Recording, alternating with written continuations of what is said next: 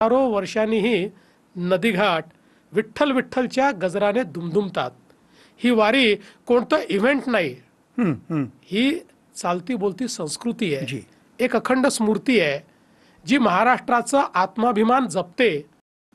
हजार वर्षापूर्वी परकीय आक्रमणाला न जुमानता, जिझिया कराचा जाच न बाळगता पावले विठुरायाकडे जात वारी ना इस्लामी राजवटीत थांबली न इंग्रजी आक्रमणात। अगदी मोरे सर, वारी परंपरेचे आपण देखील एक प्रतीक आहात, कारण तुकाराम महाराज ज्यांना आपण जगद्गुरू म्हणतो, त्यांच्या परंपरेतून आणि परिवारातून तुम्ही येता आणि आपण असं मानतो की आमच्या वारीच्या परंपरेत संतांच्या मांदियाळीमध्ये तुकाराम महाराजांनी कळसाचं काम केलेलं आहे।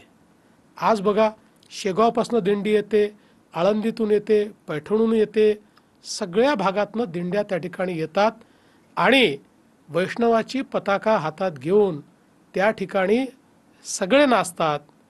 खरं म्हणजे तुमचं मूळ गाव असलेल्या तुकोबाच्या देहूचीच गोष्ट, हजारो वारकरी आहेत, त्यांच्या देहधर्मामुळे गावात दुर्गंधी पसरे, गावकऱ्यांनी उपाय शोधला, फिरती शौचालय आली, विष्टेचे खत करण्याचा प्रयोग यशस्वीपणे राबवला गेला, देश विदेशातनं लोक या वारीत येतात।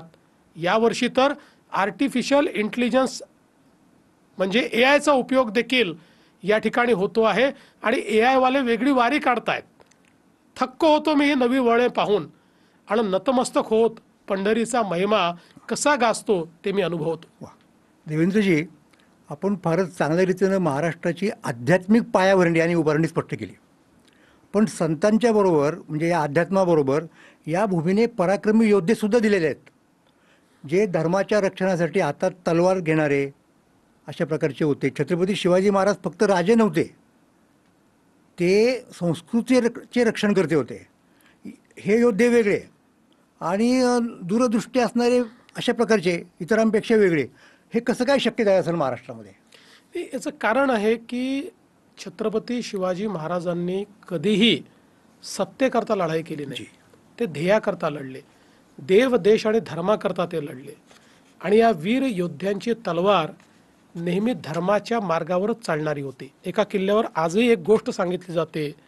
एकदा छत्रपती शिवाजी महाराजांनी एका मावळ्याला विचारलं, तुला मी युद्धात का पाठवलं?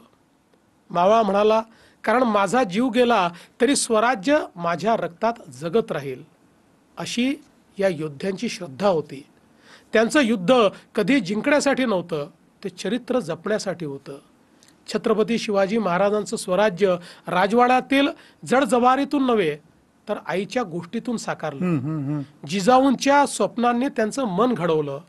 कल्पना करून बघू, पराक्रमी वडील स्वातंत्र्याकरता लढण्याची मनीषा मनात बाळगत असताना परकीयांच्या चाकरी